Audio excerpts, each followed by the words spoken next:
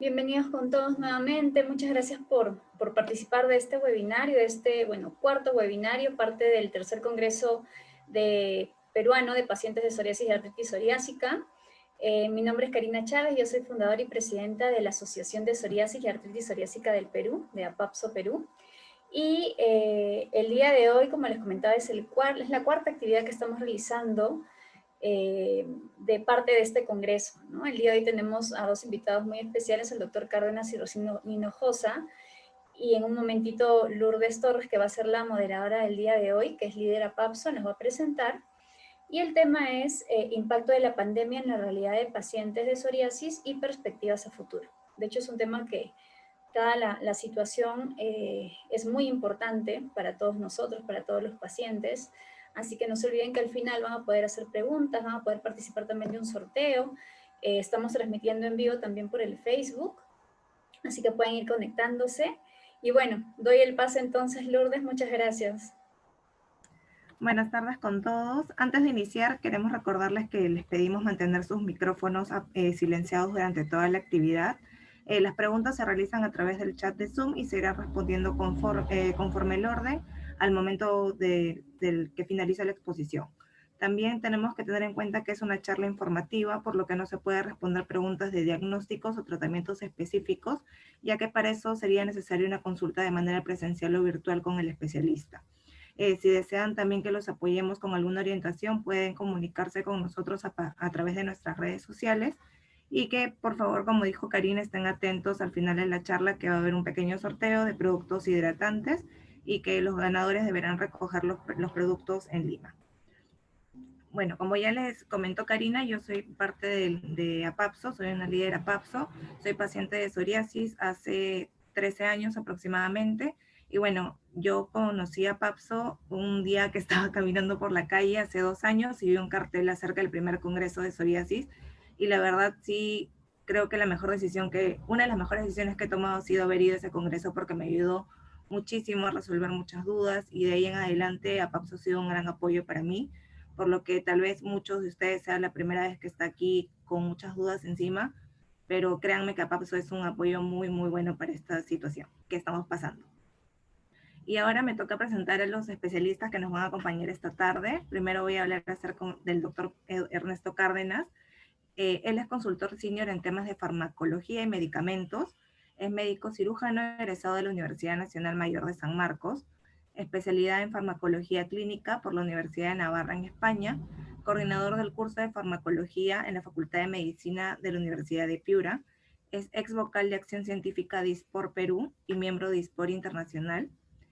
También tenemos esta tarde a la señorita Rocío Hinojosa, que ella es consultora senior en Economía de la Salud, Farmacoeconomía, Acceso y Políticas de Salud, es economista y máster en finanzas egresada de la Universidad de Lima, es magíster en Economía de la Salud y Farmaeconomía de la Universidad Pompeu en Barcelona. Es docente del curso de Farmacoeconomía en la Escuela de Posgrado de la Universidad de SAM y en la Escuela de Farmacia y Bioquímica de la Universidad Mayor de San Marcos. Es expresidenta de ISPOR Perú, miembro de diversos comités en ISPOR Internacional y miembro de la Junta Directiva de la Sociedad Peruana de Economía de la Salud, a quienes les doy la bienvenida y agradecemos esta tarde nos están acompañando, compartiendo sus conocimientos y experiencias con toda la comunidad de APAPS. Buenas tardes, muchas gracias. En primer lugar, queremos agradecer a APAPSO la invitación tan gentil. Karina, Lourdes, muchas gracias. Estamos aquí con la idea de compartir algunos temas puntuales, específicos, que esperamos sean de utilidad para ustedes. Voy a compartir mi pantalla para poder iniciar la presentación. El tema que vamos a revisar es el impacto de la pandemia en la realidad de pacientes con psoriasis y artritis psoriática. Eso es un tema que obviamente sigue muy de moda porque aún no tenemos viso de solución a esta emergencia sanitaria, no solo local, sino mundial. La idea es revisar esta agenda, las necesidades de atención de las enfermedades crónicas dentro de este contexto, el acceso a medicamentos que necesitan estas enfermedades crónicas y que en el Perú se constituye un reto, obviamente, obtenerlo, cómo esta crisis del COVID-19 ha impactado negativamente y qué cambios se han presentado luego de su aparición, y finalmente revisar muy brevemente las medidas que se tomaron con la idea de buscar una solución. Si hablamos de enfermedades crónicas, estamos hablando de población vulnerable. ¿Por qué? Estas son enfermedades que van a estar de por vida con el paciente. Psoriasis es un muy buen ejemplo.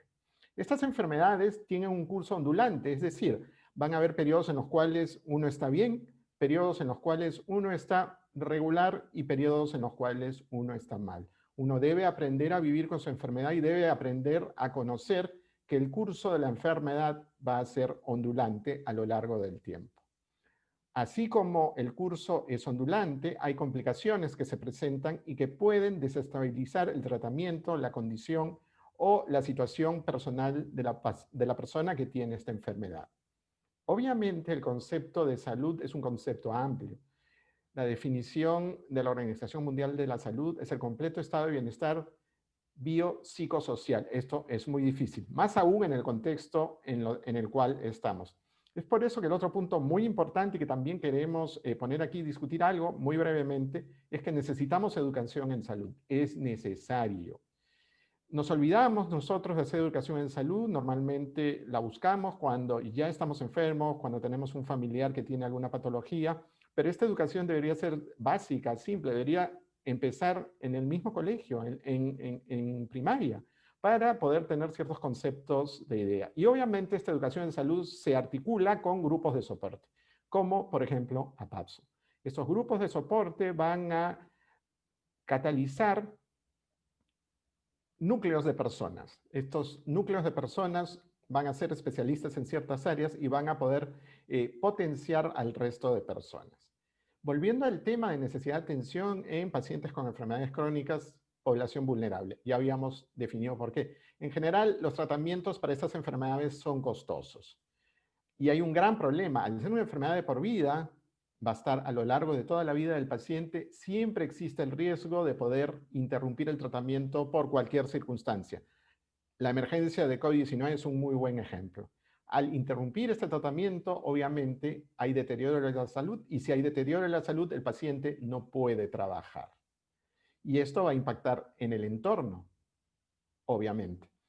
Y un ejemplo, si el tratamiento es centralizado, como por ejemplo la enfermedad renal crónica terminal o hemodiálisis, el 76% de todos los pacientes se atienden en Lima. Imagínense ustedes si un paciente se encuentra en provincias. No estamos diciendo que no hayan servicios, pero el 76% están ubicados en Lima. Imagínense la concentración. Si hablamos del segundo punto, acceso a medicamentos, esto es básico. Si yo tengo una enfermedad, necesito contar con medicamentos que la traten. Más aún, si esta enfermedad es una enfermedad crónica, obviamente voy a necesitar medicamentos de por vida. No necesariamente va a ser solo uno a lo largo de la vida, pueden ser varios a lo largo de las diferentes etapas de la enfermedad. En el Perú es un reto. Acceder a los medicamentos es francamente un reto.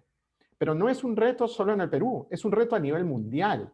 Y es un reto a nivel mundial en los sistemas que mejor funcionan. Pongamos como ejemplo sistemas socializados. Canadá es un ejemplo excepcional de un sistema socializado. A través de la seguridad social canadiense, uno puede obtener cualquier tipo de beneficio terapéutico. Estamos hablando de un tratamiento nuevo, innovador, estamos hablando de un trasplante cardíaco, estamos hablando de un trasplante de médula ósea, etcétera, etcétera. En España también existe un sistema socializado de salud y eso también cubre las necesidades de la población. Los sistemas socializados son los sistemas ideales. ¿Por qué? Porque el sistema socializado va a velar por la salud de todos los habitantes.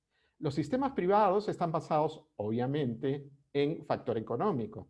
Estados Unidos es el mejor ejemplo de esto. El sistema sanitario que más gasta en salud es el americano. No necesariamente es el mejor. Sí, hay que reconocer que tiene absolutamente todo. Ahora, depende del seguro que tenga yo para poder obtener ese beneficio adicional. Pero en general, estos dos sistemas no es que compitan, sino son dos modelos, dos visiones diferentes de cómo podría funcionar el acceso a medicamentos. Un tema que es básico y que lo hemos visto últimamente con la crisis del COVID de manera especial es el presupuesto. Si yo no destino un presupuesto determinado en acceso a medicamentos, voy a tener problema. ¿Por qué? porque la innovación avanza vertiginosamente. El mejor ejemplo en este momento, la vacuna para el COVID-19. Tenemos 10, 12 candidatas a vacunas que están avanzando a pasos agigantados. Se han abreviado ciertos estadios de evaluación, pero de todas maneras se cumplen con todos los requisitos. Yo ya tengo que destinar, mejor dicho, he debido destinar como gobierno un presupuesto para la vacuna. Para vacunar a los 33 millones de habitantes, no, se hace un cálculo obviamente y llego a un porcentaje mínimo indispensable de vacunar, lo que se conoce como la inmunidad de rebaño, ¿no? Pero si yo no pienso en el presupuesto, voy a tener un problema. En Perú tenemos los dos sistemas, tal cual. La red pública, que sería parte del sistema socializado, tal cual como Canadá o España, que tienen cierto retraso en la incorporación de medicamentos nuevos, porque estos medicamentos generalmente vienen de innovaciones recientes, por lo tanto son caros, por lo tanto tengo que tener un presupuesto adecuado. Y generalmente el presupuesto es limitado, el presupuesto es escaso y los fines son múltiples, entonces tengo que priorizar. Y esta es la decisión compleja. ¿Trato a 100 pacientes de cáncer o inmunizo a 1 millón de niños contra el sarampión? Las decisiones son complicadas de tomar. Las redes privadas brindan un acceso facilitado, tal cual como en Estados Unidos, es decir, si yo tengo un seguro privado, obviamente voy a tener acceso más rápido, más sencillo, más fácil a las nuevas medicaciones, nuevas innovaciones, etc. No obstante, dependiendo del tipo de seguro, insisto, aquí viene ya el tema del copago, el deducible y demás. Es decir, esto no es gratuito. Siempre el paciente va a tener que hacer un gasto de bolsillo. Obviamente, si el medicamento vale 100 soles, por poner un ejemplo, en este caso tendría que pagar cualquier cantidad, pongamos 10 soles. Es diferente ese gasto de bolsillo reducido que facilita el acceso a el tratamiento. ¿Qué nos ha dejado la crisis del COVID-19? Hemos visto muchos cambios en el sistema sanitario. Y hay que admitirlo, no estábamos preparados para una crisis de este tipo. Tenemos un sistema antiguo, obsoleto, no integrado, que no funciona, que no se invierte en el mismo, que no tiene, perdón, el porcentaje del PBI que debería de tener, debe estar entre 6 y 8%, dependiendo los cálculos o las fuentes que utilicemos. Nosotros estamos cerca del 3-4%. Es difícil tratar de cubrir a la población con tan poco presupuesto. La cuarentena que originó una suspensión de actividades no esenciales, ¿no? Que impactaron en el funcionamiento del sistema. Obviamente teníamos que priorizar, obviamente era una crisis, se tomaron las medidas que se tenían que tomar. Desgraciadamente estas no funcionaron como esperábamos porque nos olvidamos del maravilloso país en el cual vivimos, que tiene ciertas limitaciones y que debemos de enfrentarlas para salir adelante el día de mañana. Se suspendieron las atenciones ambulatorias, por ejemplo, si yo era un paciente con psoriasis, no podría tener mi evaluación cada 2-3 meses y no podía, obviamente, recibir mi tratamiento porque solo se atendían emergencias. Esto originó el deterioro de la salud de los pacientes, el aumento de las complicaciones y cierta incertidumbre y falta de soluciones concretas inicialmente, ¿no? Obviamente, al priorizar la atención de emergencia y dejar las atenciones ambulatorias para más adelante, comenzamos a ver nosotros un embalse de pacientes. Pacientes que no estaban mal, que no estaban graves, que no tenían una emergencia, pero que veían deteriorarse de manera gradual, día a día, su condición de salud. Pacientes que suspendieron sus tratamientos, pacientes que comenzaron a tener complicaciones, pacientes que al final tuvieron que acudir a emergencia a las distintas instituciones sanitarias. Obviamente esto no se vio de manera inicial y después se reaccionó para lo mismo. Quiero traer un ejemplo muy puntual, muy sensible. Cáncer. La patología oncológica es permanentemente una emergencia. Antes de la crisis sanitaria del COVID-19, habían aproximadamente 33,000 consultas mensuales por todo tipo de cáncer a nivel de establecimientos de salud público. Esas consultas cayeron a 5,000 desde 33,000 durante el momento más álgido de la crisis, abril. Esto de manera lenta y paulatina se fue recuperando, pero vean cómo una circunstancia externa, una circunstancia con la cual nosotros no contábamos, alteró todo nuestro sistema sanitario y todo el funcionamiento del mismo. ¿Qué repercusión adicional podemos ver? No solo veamos esta disminución notable de la cantidad de atenciones, sino los pacientes no podían ingresar a los hospitales porque estaban cerrados. Y hemos dicho, solo se atendían emergencias. No podían tener asistencia online. ¿Por qué? Porque el 62% de la población no tiene acceso a telemedicina. 41% de pacientes dejaron de seguir adelante con su medicación. Y esto origina, obviamente, un deterioro en la salud bastante importante.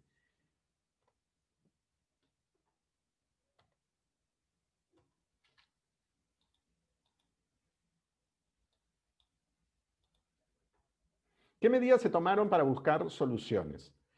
Obviamente se tuvieron que reorganizar los servicios sanitarios. Nosotros los médicos, enfermeras, químicos farmacéuticos, auxiliares, técnicos de laboratorio, etcétera, nos reorganizamos para atención de COVID en general. Todos, no siendo especialistas, digamos, intensivistas, emergenciólogos o neumólogos, nos volcamos a la atención de COVID. Y se reorganizaron todos los servicios en horarios y personal. Todos fuimos a emergencia. Desarrollamos la atención de telemedicina. Telemedicina era una atención programada, muy reglada, para hacer, digamos, juntas médicas, consejos terapéuticos, digamos, acceso a tecnología con la cual no contaba. Por ejemplo, Salud tenía una asistencia para ecografía a distancia. Aquí en Lima estaban los especialistas y desde, por ejemplo, Higuito se hacía la ecografía. Los especialistas aquí analizaban el tema y daban el diagnóstico. Se tuvieron que desarrollar servicios alternativos de entrega de medicamentos. El hospital cerrado, la clínica cerrada, no hay atención ambulatoria, el paciente sin tratamiento, ¿qué hacen? Tuvieron que idear maneras de hacer, por ejemplo, entrega de los medicamentos en la casa de los pacientes. Imagínense si el medicamento que utilizo yo requiere cadena de frío, por lo tanto necesito un contenedor especial, asegurar la temperatura, tener el termómetro, etcétera, etcétera. Se flexibilizaron también ciertos requisitos, como la vigencia de las recetas para 3 meses, porque inicialmente solo se reconocía un mes, pero esto era insostenible porque la gente no podía ir a su centro asistencial para poder renovar esta receta y por lo tanto estaba en falta, ¿no? Hubo mayor actividad de los grupos de soporte, las ONGs, las asociaciones de pacientes, de cierta manera también la parte académica, las sociedades científicas y demás comenzaron a poner un soporte adicional. Y lo que se intentó, pero sin éxito, debo admitirlo, es una integración final entre la red pública y la red privada. Esta no fue efectiva. Recuerden que se firmó un convenio entre el Ministerio de Salud, EdSalud y las clínicas privadas con la idea de esta integración para poder finalmente derivar pacientes y tener este intercambio asistencial de los pacientes de COVID. Esto fue un reto en el que venimos insistiendo hace muchos años y que desgraciadamente no se logró, a pesar de estar en una crisis como la del COVID. Por lo tanto, estas medidas se tomaron con la idea de buscar la solución.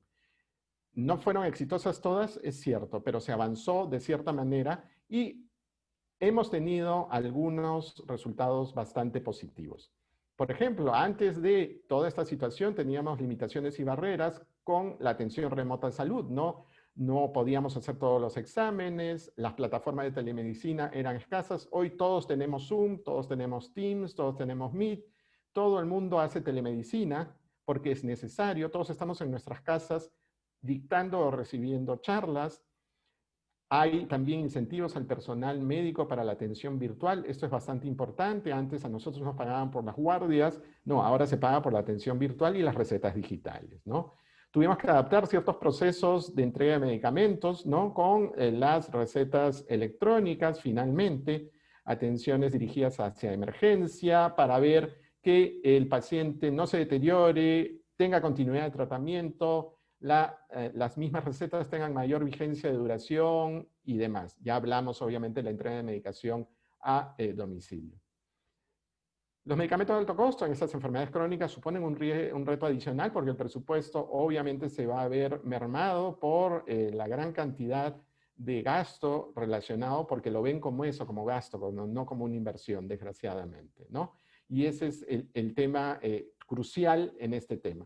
Hablamos de los sistemas de entrega a domicilio y también lo que se estableció o se trató de consolidar son estas alianzas entre el sector privado y la sociedad civil. Definitivamente esta unión va a ser la fuerza y brindará mayores beneficios a los pacientes. Muchas gracias. Estos son mis datos de contacto para cualquier consulta. Muchas gracias.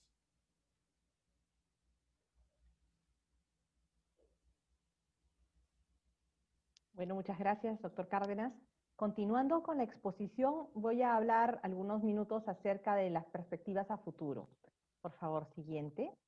Nuestra agenda para esta tarde serán 3 temas.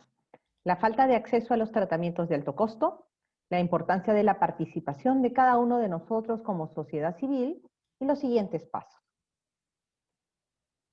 Lo primero que quería comentar era que el Estado ha creado un fondo intangible solidario que tiene como objetivo, ahí está, FISAL, tiene como objetivo cubrir a los tratamientos de enfermedades de alto costo. ¿Por qué? En este momento ninguno de los que estamos aquí presentes y los que no están también tenemos la capacidad de ir a la farmacia y comprar todos nuestros medicamentos. En etapas tempranas de la enfermedad, sea psoriasis, sea alguna otra, probablemente empecemos con algunos fármacos de muy poco valor, pero conforme nos vamos complicando en la enfermedad o conforme tenga estadios más amplios, vamos a necesitar algún tratamiento que sea más costoso y más específico para nuestra patología. En ese momento ya no podremos afrontar ese gasto vía farmacia. El Estado, dentro de sus funciones, tiene facilitarnos el acceso a este tipo de tratamientos. Pero este fondo, el FISAL, como ustedes pueden ver allí, está diseñado en un primer momento para 7 tipos de cáncer, más insuficiencia renal, más las enfermedades raras o huérfanas y algunos procedimientos adicionales, que obviamente no es todo lo que existe. Esto está planificado para irse haciendo por etapas. ¿Por qué se crea este fondo? Este fondo se crea para que el dinero que está designado para medicamentos no se pierda en medio de otros gastos que se tienen que hacer. Es un gran esfuerzo de parte del gobierno para tener esto. Sin embargo, todavía tenemos mucho por hacer. Entonces ustedes me dirán, bueno, aquí no dice ni psoriasis ni artritis psoriática. ¿Qué hacemos? Siguiente, por favor. Lo primero que tenemos que reconocer es que tanto la psoriasis como la artritis psoriática son tratamientos crónicos, son tratamientos de por vida, son tratamientos que vamos a tener que utilizar permanentemente. Lo segundo es que hay un grupo de pacientes, como lo decía antes, que van a requerir esta medicación de alto costo, que tiene como objetivo entrar en cierta etapa muy puntual de la enfermedad para evitar que la enfermedad siga avanzando. ¿Cómo se cubre? Ya sabemos que no se cubre a través de FISAL, pero existen otras alternativas. El mismo Ministerio de Salud, a través del programa SIS, hace que un paciente pueda ser cubierto al 100% de su enfermedad. El titular, en el caso de la Seguridad Social, aquellos que tienen la oportunidad de ser beneficiarios de salud, que es la 4ª parte de la población, también, tanto el titular como el derechohabiente tiene el acceso al 100%. Pero hay otros tipos de seguros que tienen acceso más limitado. Por ejemplo, los militarizados. Los hospitales militarizados, al tener un grupo pequeño de personas frente a lo que podría ser el salud o el SIS, necesitan priorizar gastos y muchas veces preferían no pagar estas patologías de alto costo porque no les alcanzaba el presupuesto.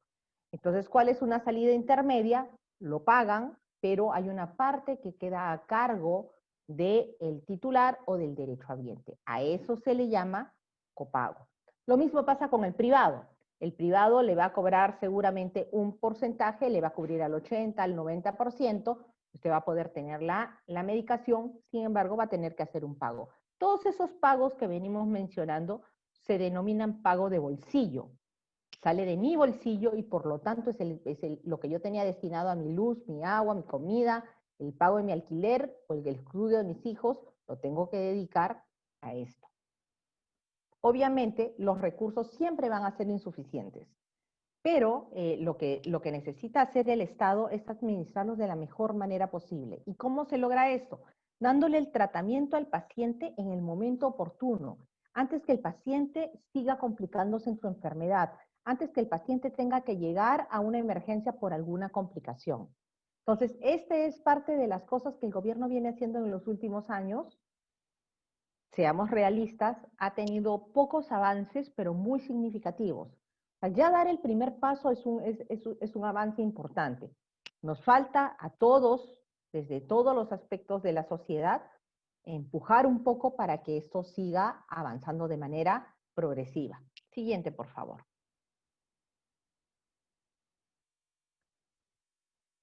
Siguiente.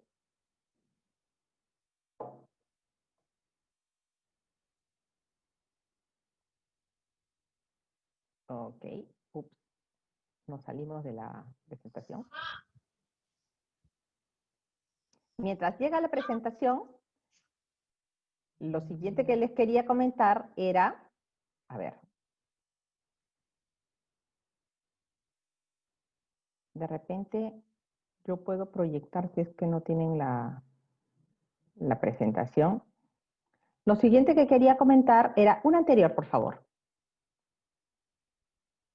Lo siguiente que quería comentar es cuál es la forma en la que en este momento en las diferentes instituciones están tomando los resultados. Una antes, por favor, una anterior. Gracias. En este momento, ¿qué es lo que se mide?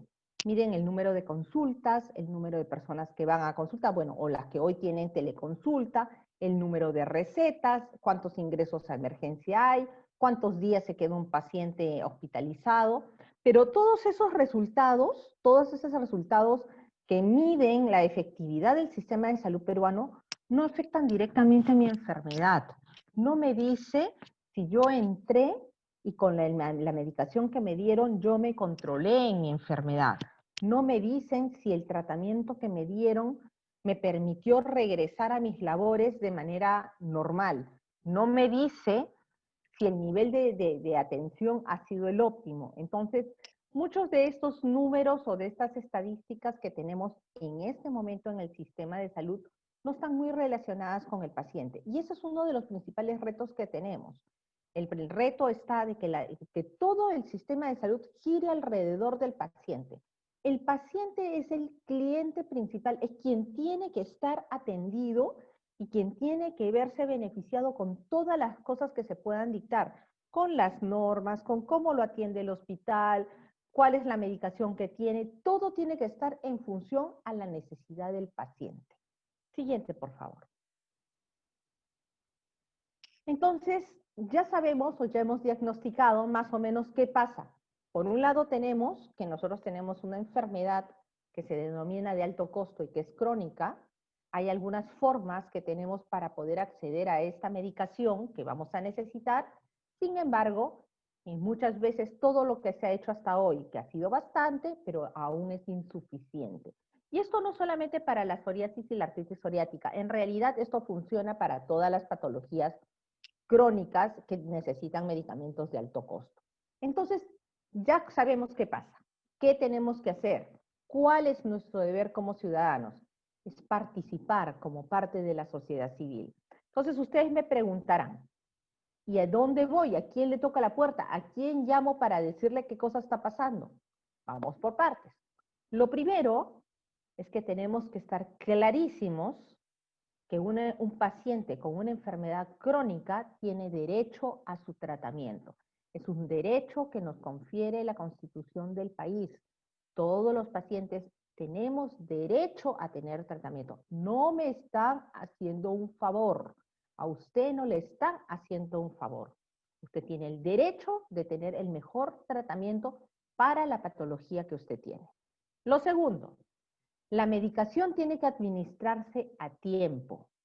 Si yo veo, y ahí hay un comentario que me parece importante, me dicen que se quedaron sin medicamentos que le proporcionaban mensualmente. Efectivamente, ¿qué pasa si un paciente crónico deja de tener su medicación? En algunos casos, la enfermedad podría recrudecer, podría complicarse. ¿Y eso qué cosa significa? Significa no solo que el paciente va a estar mal, sino que va a tener que recurrir o nuevamente a la consulta. ¿Y eso qué significa? Un gasto adicional. Si estaba programado que usted o yo vayamos una vez al mes a nuestra consulta, como no tenemos el tratamiento en el momento adecuado y me siento mal, tengo que regresar a la consulta. Entonces, el Estado tendrá que asumir, en vez de una consulta al mes, 2 o 3. De repente alguna medicación adicional, de repente exámenes adicionales. En algunas patologías estamos hablando incluso de hospitalización o de entradas a emergencia. Y todo eso porque no se pudo dar el tratamiento en el momento adecuado. Lo tercero es que el Estado debe garantizar el acceso a estos tratamientos. Es verdad que en este momento de COVID todo está, digamos, a todos nos tomó este tema por sorpresa.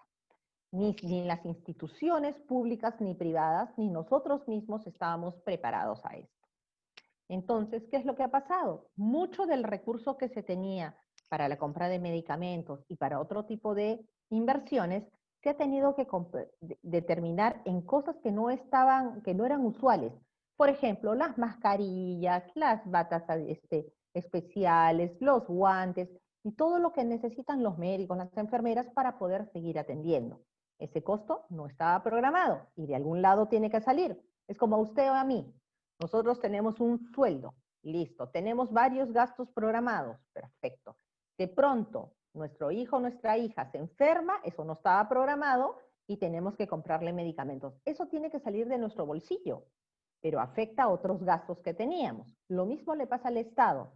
No, el tema de COVID no estaba programado, entonces ha tenido que ir pagando cosas, medicamentos para tratar de paliar la enfermedad, el uso de hospitalización y de UCI, etcétera, etcétera, y esto no estaba programado, entonces ha tenido que salir de algún lado. Eso que ha hecho que los hospitales digan, prioritariamente compramos medicamentos para COVID, y todo lo demás se quedó como en stand-by. Hoy, gracias a Dios, octubre del 2020, ya la cosa está empezando a regularizarse, y poco como que ya este desconcierto y esta falta de conocimiento de cómo hacer las cosas ya está pasando, ya estamos aprendiendo a convivir con la enfermedad y por lo tanto hoy ya se están empezando a liberar los presupuestos para comprar. Entonces, es importante que el Estado garantice eso. El Estado lo sabe, pero muchas veces se toma su tiempo porque hay también otras cosas importantes que tratar. Y lo cuarto, y en lo que yo me quiero centrar aquí, es que las asociaciones de pacientes son el mejor referente de la sociedad civil. Si usted o yo vamos solitos a la puerta del ministerio a tocarle la puerta, usted y yo representamos solamente a nuestra propia enfermedad. Pero cuando nos asociamos, como en estas circunstancias, ¿no? A través de APAPSO, los pacientes con psoriasis, con artritis psoriática, todos tenemos exactamente la misma patología, las mismas necesidades, más o menos los mismos tratamientos. Entonces, la voz del grupo va a ser la misma, porque estamos hablando exactamente de lo mismo, de paciente con artritis y artritis psoriática. Es importante que nosotros nos asociemos, y eso ya tal cual pasa con artritis con psoriasis y artritis psoriática, también pasa con otras patologías. Tenemos que organizarnos como sociedad civil para poder ser escuchados. Allí regreso al comentario, ¿no? No hay medicamento en salud, que espero que sea un tema circunstancial, pero sí, suele pasar cada cierto tiempo. ¿A quién le digo? ¿Voy yo solo? Pero si yo voy a través de la asociación de pacientes, sé que no soy solo yo, soy yo y todos los demás que tienen exactamente la misma necesidad que tengo yo. Siguiente. Y sobre esto hay una novedad. Y está relacionada con el tema de, hoy están propiciando que la sociedad civil pueda tener acceso, pueda tener voz y voto a dar su opinión sobre diferentes temas. Entonces, el 17 de octubre se publicó un proyecto de manual de participación ciudadana en la elaboración del Petitorio Nacional Único de Medicamentos, PNUME por sus siglas. ¿Qué cosa es este PNUME? En el Estado hay un listado de medicamentos que tienen que ser cubiertos obligatoriamente por todas las instituciones. El Estado garantiza el acceso a esos medicamentos. Entonces, para que nuestro tratamiento esté dentro de esta lista, pasa por una evaluación. El 31 de julio de este año se cerró la oportunidad que tenían los diferentes hospitales de sugerir cuáles iban a ser los tratamientos que querían que se evalúen. Van a tomar algunos meses antes que salga esta lista. Pero antes que salga la lista, de acuerdo a esta nueva normativa, están pidiendo a las asociaciones de pacientes que las asociaciones de pacientes den su voz si es que están teniendo los medicamentos que necesitan o no. Entonces podría ser, se me ocurre, por poner algo extremo, una enfermedad rara o huérfana que de repente no está considerado su tratamiento ni en el petitorio nacional ni en las listas complementarias que a veces generan, y entonces siente de que no hay forma de poder cubrir su enfermedad. Entonces tendrá la oportunidad de decir, evalúen algo para mi patología también. Lo mismo pasa con la psoriasis y la artritis psoriática. En su momento podremos revisar si es que la medicación que nosotros necesitamos está o no está. Y si no está, ¿cuándo piensan incluirla? Y si está, ¿para qué criterios está incluido? Entonces, es un paso histórico, nunca ha pasado. Tal vez no funcione tan bien esta primera vez, pero es como cuando un niño empieza a gatear y luego empieza a caminar, no lo hacemos perfecto la primera vez, no somos maratonistas, todo apenas empezamos a caminar. Entonces, este va a ser un trabajo de prueba o error, pero requiere mucho compromiso de parte de la ciudadanía. ¿Por qué? Porque podría pasar que se abra esa oportunidad y que de pronto ninguna asociación de pacientes quiera participar. Entonces lo que va a decir el Estado es yo abrí la puerta pero nadie vino, ¿no? Entonces por eso es importante que nos organicemos, que veamos realmente, por ejemplo, en esta primera etapa, lo primero que se pide es que hasta antes de fin de mes, las organizaciones, las asociaciones de diferente tipo, den su opinión si les parece que el manual, tal cual lo van a poner porque va a ser la forma en la que vamos a trabajar, si ese manual contempla todo lo que debería contemplar, si hay algo que podría mejorar, si hay algo que no se incluyó. Entonces tenemos hasta fin de mes para poder dar esas opiniones. Y es súper importante que las demos, porque después ustedes o yo no podremos decir, no me dieron la oportunidad. Lo que nos podrá decir el Estado es, yo te di la oportunidad y tú tenías una fecha y no participaste.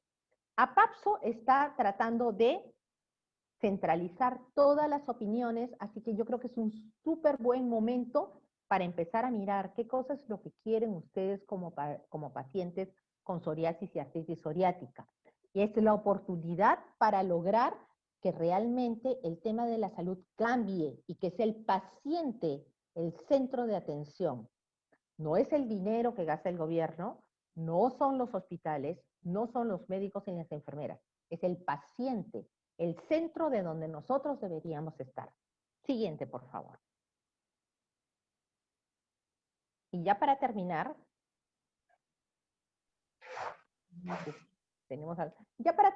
hablemos un poco de qué cosa es los siguientes pasos.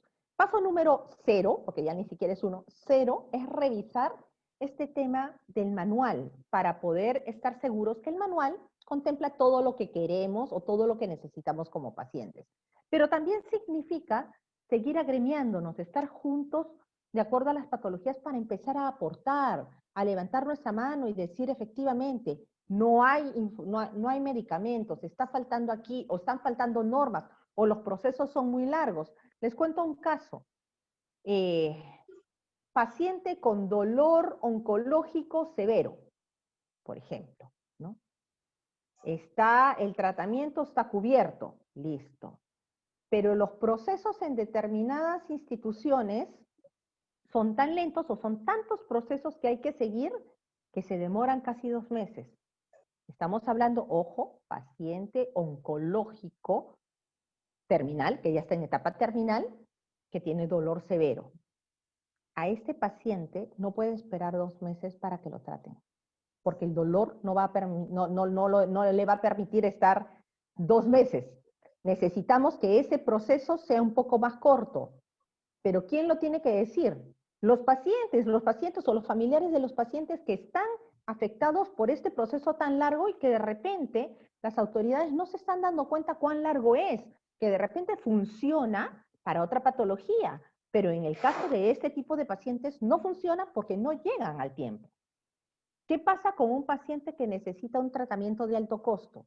Si no lo tiene hoy, más adelante su enfermedad va a cambiar, va a empeorar, y si eso pasa ya no necesitará esto, necesitará otras cosas más.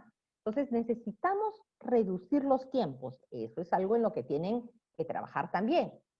Otras cosas que tenemos que hacer es continuar con la integración del sistema de salud. Ustedes deben haber escuchado en las noticias que ha habido muchos intentos de que los hospitales MINSA se puedan atender, los pacientes del CIS se puedan atender en salud y viceversa, que los hospitales del MINSA trabajan de manera conjunta con los hospitales de la Seguridad Social, de repente por ahí militarizados. Y ha habido en realidad voluntad política intermitente, por decirlo de alguna manera. En algunos momentos, en los últimos 2 años, por poner un espacio corto, ha habido voluntad política, en otros momentos ya cambiaron el foco de la atención hacia otro tema que de repente era más urgente, sin ser necesariamente más importante, pero más urgente, entonces ya no lo veían de esta manera y empezaban a ver otra cosa, y así ha ido pasando el tiempo. Entonces necesitamos que esa voluntad política se mantenga. Y por otro lado, necesitamos que en realidad el sistema de salud trabaje de manera integrada. Si es que yo soy tributario del CIS y yo tengo un seguro del CIS, debo tener la seguridad que por donde yo vaya, ya sea un hospital CIS, un hospital de salud, una clínica privada o un hospital de un centro militarizado, pueda tener la atención. Y que internamente vean, oye, yo atendí a 4 pacientes tuyos, tú atendiste a 2 pacientes míos, bueno, vamos a mirar, a hacer cuentas y luego hacemos los pagos que correspondan. Ese es un trabajo que es complicado, que es difícil, que hace muchos años se está tratando de hacer, pero hay que seguir trabajando en ese tema. Lo otro, esto de repente va más de cuáles son los siguientes pasos de parte del gobierno en general.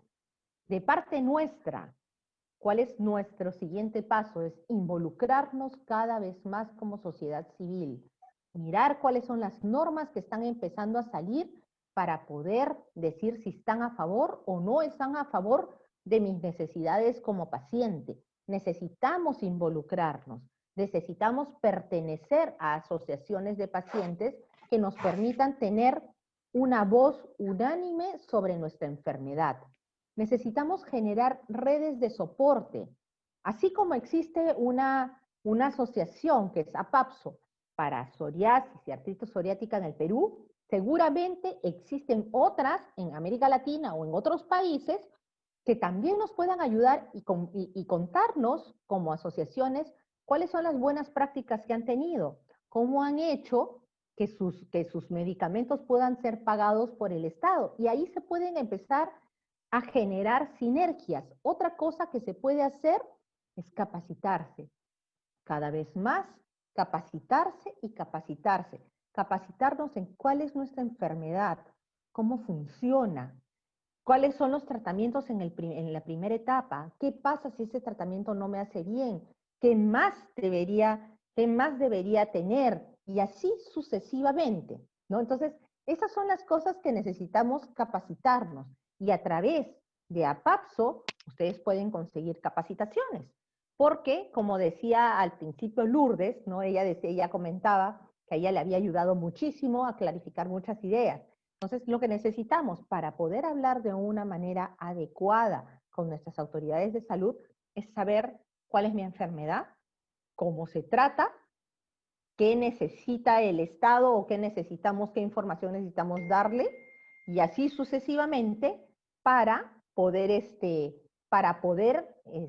mover un poco a nuestras autoridades para que se fijen un poco en nuestras necesidades de salud. Muy bien. Y eso era lo que quería comentarles en esta tarde. Mis datos quedarán por allí si es que en algún momento necesitan algún comentario de mi parte. Con el mayor de los gustos. Estoy para servirles. Muchas gracias. Gracias a ambos por apoyarnos esta tarde con la ponencia. Bueno, voy a proceder a leer algunas de las preguntas que están en el chat para que cualquiera de los dos, o en este caso los dos, nos puedan ayudar con las dudas. Ya leyeron la de Vania, que hablaba acerca de los que se quedó sin medicamentos de salud y lo explicó. Luego tenemos a Mari, que nos dice, en el caso de ser paciente de salud y se siente vulnerado con sus derechos, es decir, las citas, análisis, exámenes, medicación. Ella indica que se presentó un reclamo por el libro de reclamaciones virtual, pero que no tienen una respuesta o una solución puntual. En ese caso, como paciente, ¿qué más se puede hacer para reclamar dichos derechos? Desde mi perspectiva, justamente las asociaciones de pacientes son claves en este punto, porque APAPSO y las otras asociaciones de pacientes para diferentes patologías pueden hacer un seguimiento cercano, pueden hacer cartas. De repente nosotros hacemos nuestro comentario en el libro de reclamaciones, o vamos, en el caso de la seguridad social, probablemente a Defensoría del Asegurado. Es cierto que en este momento revisar estos temas está siendo cada vez más complejo porque estamos desde la virtualidad. Pero sí, la asociación, no solamente hablando de un paciente en específico, sino de la situación que sufren todos los pacientes que tienen esa patología, que son pacientes, en este caso, como ustedes lo mencionan, de la seguridad social, van a pasar por el mismo problema. Entonces, empezar a elevar las cartas. Primero será seguramente al área correspondiente, luego será a gerencia general, y así sucesivamente hasta que encuentren respuesta. Lo que se necesita es no bajar la guardia, es seguir insistiendo. Hay que reconocer que es cierto, en este momento es un poco más complicado, porque no es ir a una oficina en específico, sino es hacer todo desde la virtualidad, pero sí, insistir. Los líderes de esta agrupación, así como los líderes de todas las agrupaciones, tienen formas de seguir buscando una cita para explicar qué cosa es lo que está pasando, que de repente les digan, mira, no hay medicación ahora, pero la va a haber en un mes. Entonces, para poder estar todos alineados en qué cosa es lo que está sucediendo. Muchas gracias por la respuesta. Luego Ana nos pregunta. Perdón, creo, Karina quería hacer un comentario. Perdón, solo un comentario con respecto a esa consulta también. Justamente el mes pasado, en septiembre, tuvimos una charla virtual con Su Salud, ¿no? Que ve todo el tema de derechos de pacientes. Entonces, en esa charla ellos explicaban un poco cuáles son nuestros derechos, pero también nuestros deberes como paciente, ¿no? Y también explicaban un poco cuáles son los mecanismos que cada paciente debe de conocer para hacer valer sus derechos, ¿no? Porque eso también es importante, ¿no? Una vez, por ejemplo, como dice Maribel, ¿no? Ella ha hecho su reclamación, el libro de reclamaciones de Su Salud, sin embargo no tiene respuesta, entonces ahí podría considerar contactarnos. Nosotros también tenemos contacto directo con Su Salud, de hecho tenemos comunicación constante con ellos por varios casos de pacientes que nos han escrito, sobre todo ahora en la situación crítica, ¿no? de pandemia.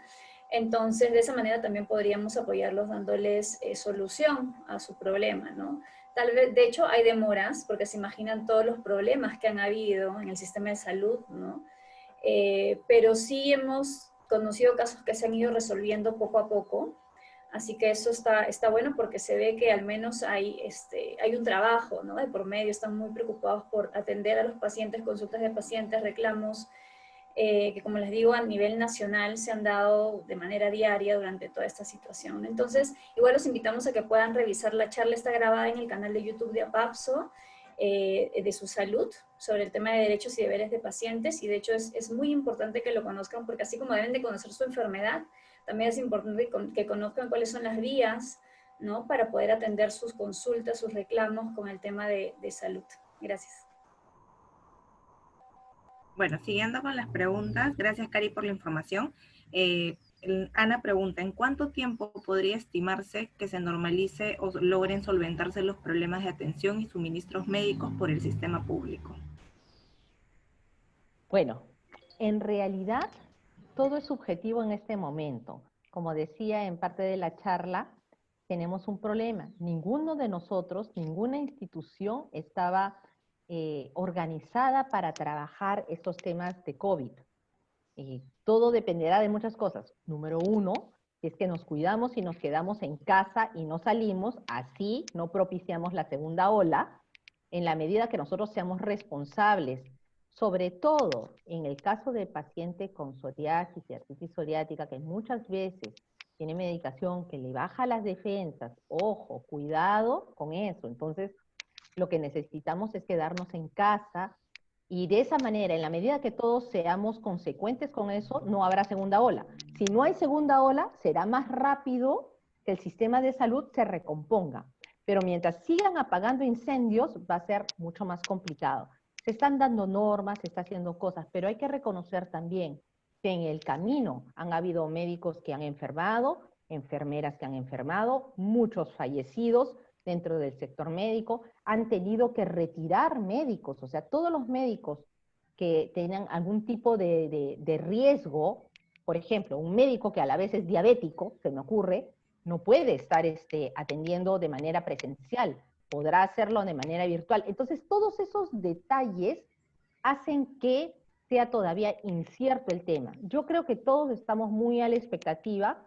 No quisiera dar una fecha cercana porque no quiero crear expectativas, pero yo creo que lo que nos corresponde es tratar de mirar cómo hacemos para reducir este riesgo, nosotros, nuestras familias, y esperar a que el Estado poco a poco vaya regresando a la normalidad. De acuerdo, esta es una respuesta bastante difícil, aunque parezca mentira, los indicadores actuales son positivos dentro del contexto de la emergencia. Por favor, no malinterpreten esto. Dentro del contexto de la emergencia son positivos. Hay más disponibilidad de camas, hay más disponibilidad de ventiladores, hay más disponibilidad de internamientos. No obstante, sabemos perfectamente que probablemente en diciembre, si no hacemos lo que Rosina nos estaba comentando, vendrá la segunda ola. Y esto lo hemos visto en Europa. Europa abrió todo como si no hubiera pasado nada y están cerrando todo de nuevo. España, Italia, Francia, Alemania. Imagínense. Esto debe servirnos para tomar un aprendizaje y no caer en los mismos errores. Como muestra un botón. Yo he visto en las últimas 2 semanas una discusión enorme sobre el tema de las playas. A mí me parece una pérdida de tiempo total. Tenemos temas más importantes. Tenemos las emergencias, con médicos que han fallecido, que están enfermos. Tenemos la falta de medicación.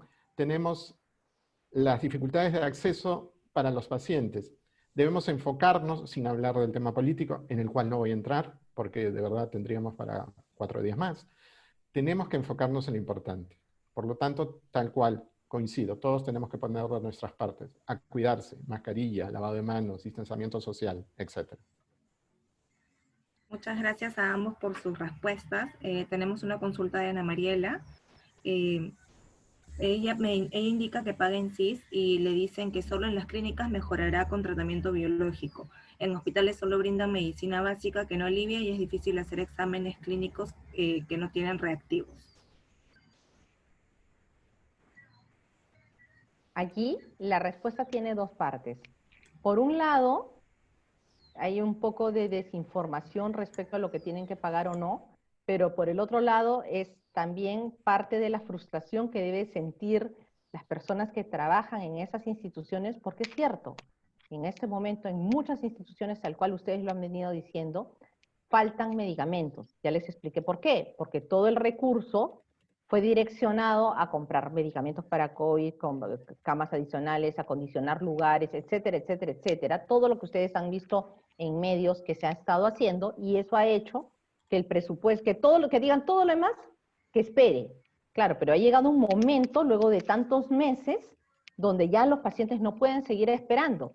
Entonces, es frustrante para alguien que está de cara al público tener que decirle no, no hay, no, no hay, no, no hay, y es frustrante para la misma persona que les está diciendo eso. Entonces dice, ¿sabe qué? Acá no hay nada, no hay medicamentos, no hay reactivos, no hay nada, mejor váyanse al privado. O sea, es parte de la frustración que estamos viviendo todos, aunque en realidad nuestro derecho es tener, ¿no? Entonces tenemos que trabajar para que eso funcione.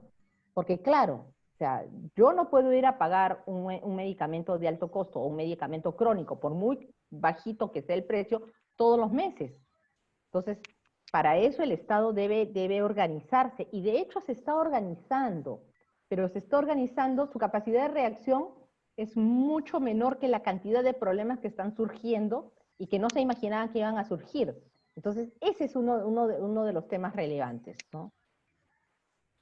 De acuerdo, y finalmente la solución es la incorporación en el PNUME de este medicamento que pueda estar faltando, pero para eso necesitamos lo que Rosina nos estuvo comentando. Hoy se ha abierto una oportunidad con la participación de la sociedad civil. Yo creo que esto es básico y vamos a comenzar a ver resultados de manera posterior. Sí. Para continuar con las preguntas, Rocío consulta, ¿es posible promover una norma que obliga al Estado a dotar de productos biológicos a todos los que tenemos artritis psoriásica, dado que es lo único que resuelve nuestro dolor? Qué interesante la pregunta, porque justamente se están haciendo algunos esfuerzos de diferentes lados para promover normas que ayuden, uno, a la incorporación de nueva tecnología. No solamente medicamentos de alto costo, no solamente medicamentos biológicos, sino en realidad la nueva tecnología. ¿Por qué? Porque la nueva tecnología siempre trae los aprendizajes del pasado y se espera que tenga un mejor beneficio para el paciente, número uno. Lo segundo, se está promoviendo efectivamente que este FISAL del que hablábamos al inicio, ¿se acuerdan? Que solamente está cubriendo algunas patologías, es, por decirlo de alguna manera, reconstruirlo de manera tal que no solamente me cubra estas patologías, sino también puede incorporar a otras, pero eso también conlleva a fortalecer esta organización para que pueda tener no solo el presupuesto, sino también para que ese presupuesto lo pueda hacer trabajar internamente y que crezca un poquito. O sea, no solamente para que sea caja, yo le doy una cantidad y ellos pagan, y cuando se quedan sin dinero, dejaron de hacer cosas, sino para que el dinero que ellos reciban puedan invertirlo de una buena forma y de esa manera ellos puedan tener el presupuesto que necesitan para atender a más necesidades. Es importante, nuevamente, que las asociaciones de pacientes se vinculen entre sí. Por acá tenemos psoriasis y artritis psoriática, hay otras patologías también, y que hagan escuchar la voz de los pacientes y esta necesidad que existe para que se puedan tomar medidas. ¿Qué pasa? Es como cuando nosotros tomamos decisiones sobre nuestros hijos pequeñitos. El bebé puede estar sentado allí y nosotros decidimos qué le vamos a dar de comer, qué ropita le vamos a poner, hacia dónde lo vamos a llevar, pero no le preguntamos, porque estamos en el entendido, está muy chiquitito, no puede darnos razón sobre lo que necesita. Pero la verdad es que el paciente no está tan chiquitito, el paciente sabe qué necesita, sabe cuándo lo necesita y cómo lo necesita, entonces hay que consultarle. El Estado, en su rol paternal, ha tomado ese papel de, no, el paciente es el niño chiquito y necesitamos darle lo mejor, pero yo soy papá y yo sé qué le voy a dar. No, ya estamos grandecitos, ya podemos decir lo que necesitamos. Entonces es un cambio en la mentalidad que tiene que hacerse a los decisores, ¿no? Recuerden que existe una clasificación de gravedad de la enfermedad, puede ser leve, moderada, severa. Los biológicos no están indicados en las tres categorías, están indicados en la segunda y en la tercera. Esto está basado en guías de práctica clínica, evidencia a lo largo del tiempo, estudios clínicos diversos y demás. Por lo tanto, es una acción conjunta. La evidencia existe, no hay duda. Si yo tengo una artritis psoriásica o tengo una psoriasis grave, no hay duda que un biológico va a cambiar el curso de la enfermedad. Eventualmente podría enlentecer o detener. Eso falta determinarlo. Pero no hay ninguna duda en ese sentido. Por lo tanto, necesitamos, obviamente, a la sociedad civil, ya lo hemos dicho, pero necesitamos la parte académica, las sociedades científicas, involucrarse todos, porque hacer la norma no creo que sea la solución, es brindar las herramientas para que finalmente la norma funcione. Si la norma no funciona, no vamos a hacer nada. Al final, como Rosina estaba comentando, desgraciadamente las autoridades muchas veces ven solo que es un tema de presupuesto. Y no es una inversión, es un gasto. Y si lo ven como gasto, no lo van a cubrir. no ven como una inversión en lentecer el deterioro óseo del paciente que hace una artritis psoriásica. ¿Por qué? Porque él va a poder seguir trabajando 20 años más. Eso es lo que hay que ver. No ver que estoy gastando 2.000 soles más mensuales en este tratamiento.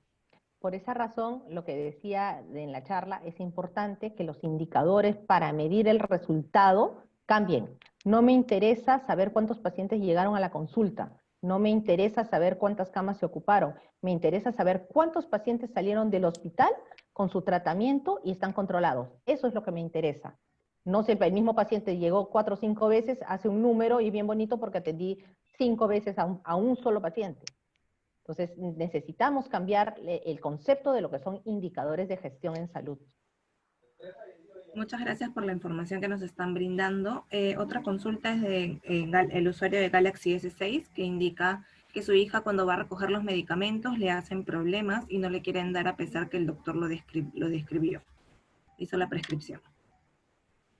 Muchas veces el problema está en que las normas internas no han sido diseñadas, no fueron diseñadas para este momento de crisis, ¿no? Entonces, la norma estaba pensada para que vaya el paciente para evitar que ese medicamento se venda o alguna otra cosa. Y les digo, perdón por el paréntesis, pero yo conozco familiares de pacientes con COVID, que han ido a farmacias a comprar medicamentos, cuando han comprado el medicamento, lo han tenido cerrado, han llegado a la institución y cuando se han dado cuenta, era un medicamento que estaba rotulado, prohibida su venta, porque correspondía a otra institución. Entonces, para evitar eso, es que se pide muchas veces que vaya el titular o el paciente. Pero en enfermedades como estas, donde es riesgoso que el paciente vaya a un hospital y tiene que ir a un familiar, se necesita generar normas internas, y eso debería ser muy sencillo, porque existe la posibilidad de que al paciente le den medicación por 3 meses. Eso está normado. Se tiene también la posibilidad de en algunas otras instituciones que le envíen la medicación a la farmacia más cercana. También está normado. Entonces, tienen que empezar a buscar más de estas cosas como para que no salgan estos problemas que están saliendo en el camino. Recuerden, habían barreras de acceso, pero algo se ha avanzado. Rosina ha hecho hincapié en la farmacia cercana, por ejemplo, el sistema de entrega tipo delivery de medicamentos en el domicilio del paciente. Hay que identificar esas barreras de acceso en cada sistema, porque cada sistema o subsistema dentro del sistema sanitario tiene sus barreras de acceso, obviamente. Tenemos otra pregunta de Miguel, donde les consulta si hay alguna asociación de pacientes en el Perú que haya tenido éxito en sus demandas. Si es así, ¿qué hicieron ellos? Sí, yo conozco. Sobre todo, fíjense, si hay algo que tenemos hoy, es el avance, por ejemplo, de las enfermedades oncológicas. Yo conozco asociaciones de pacientes que empezaron hace muchos años atrás a trabajar cuando no había absolutamente nada en este tema de cáncer, y miren todo lo que se ha logrado. Hoy ya el cáncer es una de las patologías más reconocidas y es mucho más fácil que se liberen las barreras que todavía se están generando. Esto se ha hecho a fuerza de mucho trabajo, de un compromiso extremo de las personas que estaban allí, y se ha ido avanzando. O sea, yo conozco, por un tema de confidencialidad, obviamente no puedo comentar nombres, pero yo conozco personalmente asociaciones que lo han logrado, y yo no dudo en absoluto que ustedes puedan lograr las mismas cosas para el tema de psoriasis y artritis psoriática. Es cuestión que ustedes se organicen, que presenten las cosas, y han estado trabajando, por ejemplo, en las mesas, sé que han participado en las mesas de trabajo para ver este tema de la norma, para ver que exista la participación ciudadana. Entonces, han estado sentados. Hay abogados que quieren apoyar a las asociaciones de pacientes porque saben que hay mucha necesidad, que se están empezando a especializar en este tipo de temas. Entonces, cada vez más se está, digamos, profesionalizando este tema, y todos en el espíritu de tratar de ayudar a que el sistema sea mucho más rápido para poder lograr el acceso, no solo desde lo formal, desde estar en un formulario, sino realmente en que el paciente tenga el tratamiento en el momento adecuado. Tenemos una pregunta más de Carolina que indica, ¿considera adecuado que de implementarse fórmulas de participación de los pacientes en los procedimientos de inclusión o exclusión de medicamentos en el PNUME, resulte conveniente que dicha participación se limite al envío de propuestas a través de formularios de participación, o sería adecuado implementar formas de participación más activas y menos burocráticas?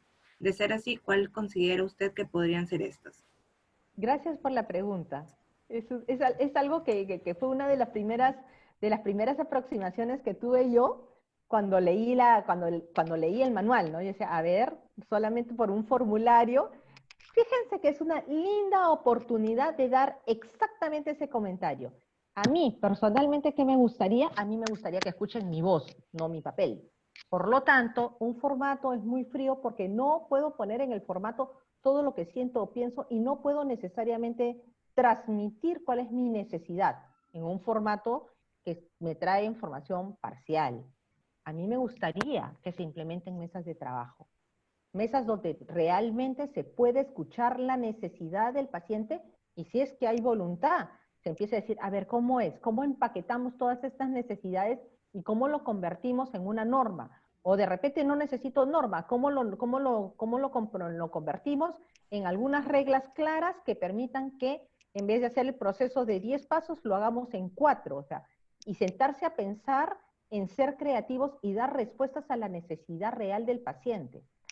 Caso contrario, efectivamente, es un avance, pero va a ser un avance frío sin conocer la necesidad real del paciente. Totalmente de acuerdo. De acuerdo, se necesitan mesas de diálogo y sesiones múltiples, sucesivas, a lo largo del tiempo, no solo con formularios. Bueno, para finalizar con las preguntas, esta es una pregunta mía, que por eso no la escribí. Mencionaron acerca del tema del copago en temas de seguros privados, pero muchos seguros privados no avalan o no cubren el tema de enfermedades preexistentes. ¿Hay una manera de buscar apoyo para que sí se pueda cubrir de cierta manera los tratamientos? Lo que sucede es que las normas, o sea, un seguro privado, no el seguro público, ojo, CIS, salud y militarizados tienen que cubrir preexistencias, porque los fondos son fondos públicos, son fondos del Estado de una u otra forma. En el caso del privado, recuerden ustedes que un seguro privado nace no con fines de beneficencia, sino de generar algún tipo de lucro, ¿no? Lo cual no es malo. Entonces, tienen que poner ciertas limitantes porque si no, se les escapa el presupuesto de las manos. Por esa razón es que no se cubren preexistencias, ni en el Perú ni en ninguna parte del mundo, ojo. Pero eso nos debe llevar también a pensar un poquito diferente. Seguramente en sociedades como la Suiza, por ejemplo, donde le ponen seguro absolutamente a todos, este tema no pasaría porque seguramente al niño apenas nace le ponen un seguro que van a pagar 2 soles, porque hay enfermedades que el niño no va a tener, pero eso los ayuda a cambiar de mentalidad y a tener una mentalidad más de tener un seguro. Nosotros venimos de una mentalidad distinta, donde no hemos tenido costumbre de tener un seguro. Entonces, ¿cuándo hemos tenido un seguro? Cuando realmente lo hemos necesitado, cuando algún familiar cercano se enfermó y nos hace pensar, uy, de repente yo también. Entonces, sobre el tema de cubrir la preexistencia, en este momento lo veo muy poco posible porque no conozco de algún ejemplo en otro país que las cubra. Uno. Sin embargo, eso nos debería llevar a la reflexión. Tal vez yo ya no tengo el seguro, pero yo puedo evitar que mi familiar tenga ese problema. Entonces, algún tipo de seguro necesitamos tener, ya sea el seguro público o un seguro privado. Entonces, pero algo necesitamos tener, porque si no pasan cosas como estas, que nos descubren una enfermedad de alto costo y después no tenemos cómo pagarla. Entonces, es parte también de nuestra responsabilidad dar a conocer que es importante tener un seguro. Sé que no todos podemos pagar un seguro privado, ni es la idea tampoco, pero algo deben tener. Yo he encontrado personas que en algún momento le dije, bueno, listo, ¿y qué tienes? ¿Seguro privado? No. ¿Militarizado? No. ¿En salud? No. ¿CIS? No. ¿Y por qué? Entonces, vaya a buscar el CIS, vaya a buscar que lo cubra. O sea, algún tipo de seguro necesitamos tener. Y eso es un cambio de mentalidad que es sumamente importante empezar a trabajar en ese tema en corto plazo. Coincido, la discusión de las preexistencias en los seguros privados es muy antigua. Si bien es cierto, no se ha logrado, digamos, un avance significativo. Hay muchas conversaciones todavía en marcha y de cierta manera se está viendo un avance porque ahora hay un intercambio, digamos, de información entre las empresas. Si uno cambia de trabajo a otro y tiene otra compañía de seguro, se está viendo que intercambian información. Esto es positivo, ¿no? Porque se está conociendo finalmente la historia clínica del paciente y está viendo que ya tiene una enfermedad. Y si uno hace la declaración de esta enfermedad en el tiempo adecuado, esto está normado también, obviamente, potencialmente puede venir la cobertura de la enfermedad. Obviamente si se pasa, ya no. Pero bueno, es un tema difícil, coincido, seguiremos discutiéndolo. Muchas gracias por su respuesta. Bueno, ahora le doy pase a Karina y nuevamente muchas gracias por la atención que tuvieron el día de hoy con nosotros y apoyarnos. Gracias también. Muchas gracias. Sí, de hecho estoy viendo que acaba de llegar una preguntita más de Mari, pero bueno, de ahí la vamos a ir respondiendo, Mari, no te preocupes. Y bueno, agradecerle a Rosina, al doctor Cárdenas, de hecho ha sido una explicación bastante clara, ¿no? Dirigida a nosotros, los pacientes, ¿no? Sin muchos lenguajes técnicos, ¿no? Que a veces eso nos hace no entender un poco cómo se maneja el tema del sistema de salud, cómo se están dando soluciones a todos los problemas que han saltado durante la pandemia. Y también agradezco a todos los asistentes que han ido haciendo consultas muy interesantes, de hecho. Creo que todo lo que se ha compartido ha sido muy, muy valorado. Hay algunos, Luis y Juan, que les he estado escribiendo por interno, también respondiéndoles ya consultas más sobre la patología, ¿no? Para poder orientarlos. De hecho, yo no soy doctora, pero los puedo orientar como paciente y si hay consultas más médicos, ya los derivamos a los dermatólogos que conocemos. No se preocupen por eso, saben que nos pueden escribir. Y solo para comentarles que justo como comentaba Rosina, desde APAPSO Perú estamos trabajando ya desde hace unos meses, casi 4 meses, en mesas de trabajo con asociaciones de pacientes de diversas patologías, ¿no? De lupus, de cáncer, de hemofilia, bueno, hay varias, de verdad son como 18, 20 asociaciones de pacientes, y todos tenemos el mismo objetivo, ¿no? Justo estamos trabajando en estos temas tan importantes del Manual de Participación Ciudadana, que de verdad es un logro, ¿no? Es un logro para todos nosotros. Nos han dado un poco plazo, así que tenemos solo hasta el 31 de octubre para dar observaciones sobre el manual. Estamos trabajando justo con Carolina, que también nos está apoyando, que es parte de APAPSO. Y bueno, esperamos tener buenos resultados. Bueno, digamos, de hecho, como dice Rosina, es la primera vez, así que nos hayan permitido escuchar nuestra voz es bastante, ¿no?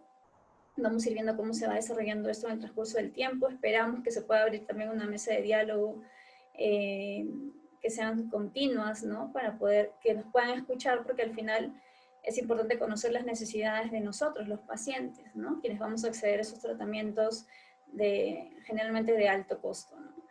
Y bueno, muchas gracias Rosina, muchas gracias doctor Cárdenas. No sé si quieran decir algo antes de finalizar y tomar la foto grupal final. No, muchas gracias por la invitación y bueno, encantado, a su disposición.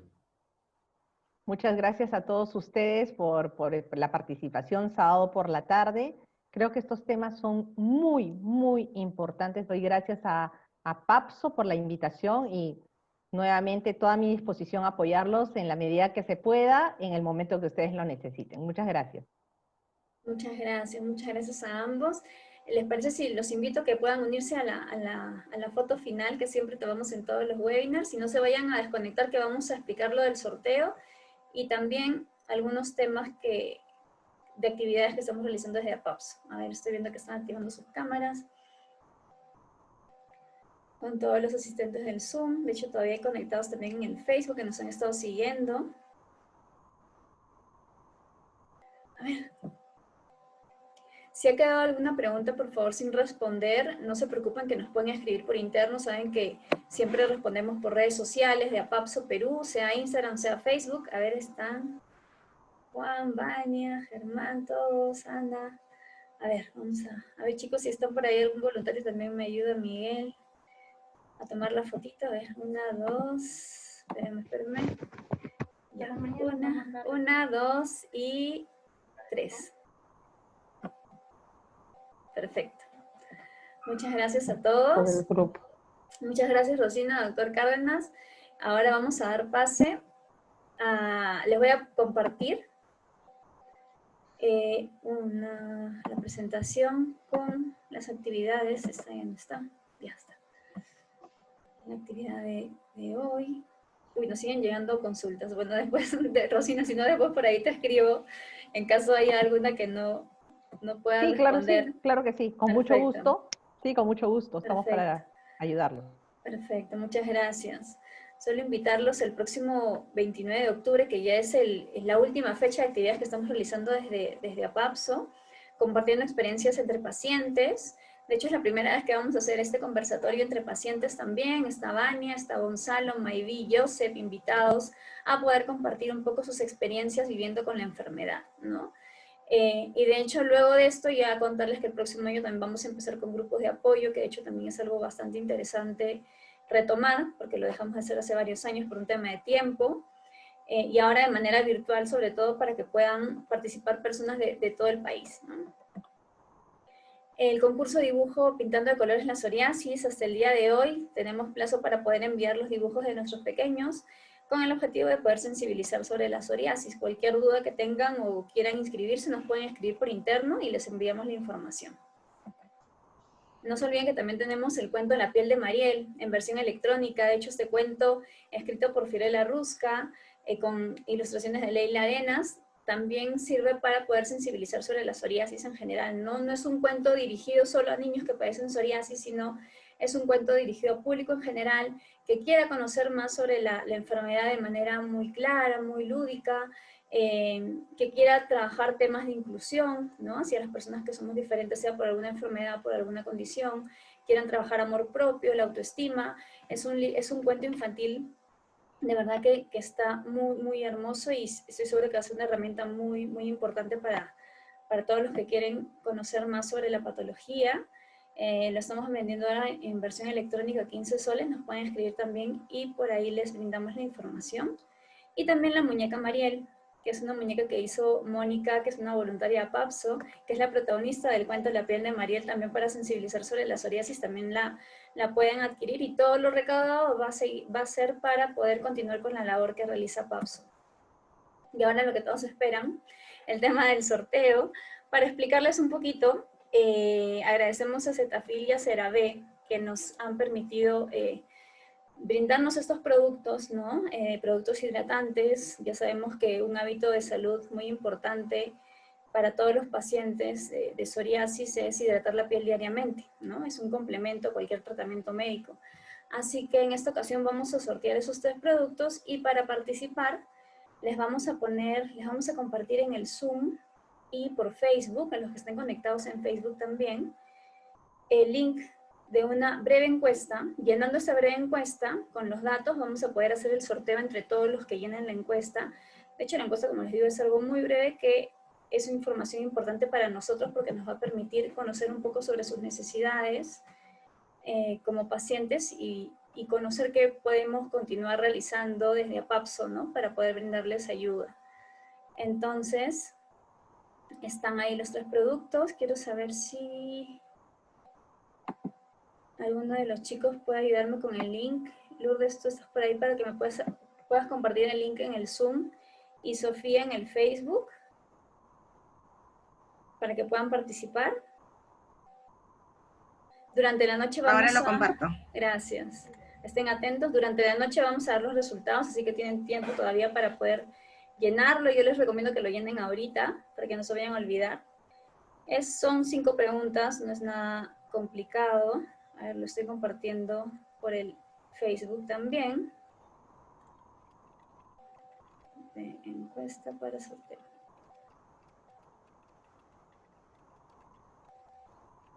Ya está. Así que los invito a que puedan responder esta breve encuesta y puedan participar ahí. Justo Lourdes lo ha compartido también en el Zoom.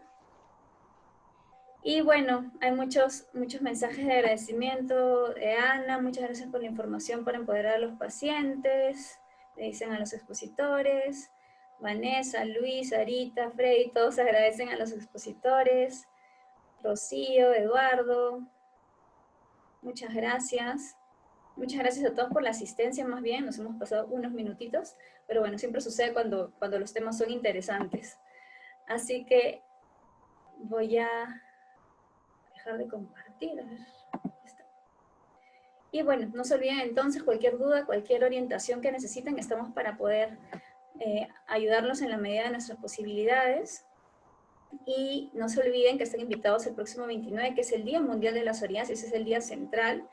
Y durante la semana vamos a también compartir presentaciones, exposiciones que están haciendo otras instituciones, algunos dermatólogos, para hablar sobre el tema de psoriasis durante toda la semana, ¿no? Así que va a ser súper interesante, estén atentos a las redes. Y bueno, un gusto verlos nuevamente. Muchas gracias nuevamente a Rosina, doctor Cárdenas y Lourdes también. Muchas gracias por tu apoyo hoy moderando. Y gracias a todos los conectados. Entonces nos vemos la siguiente fecha, el 29 de octubre. Muchas gracias a todos.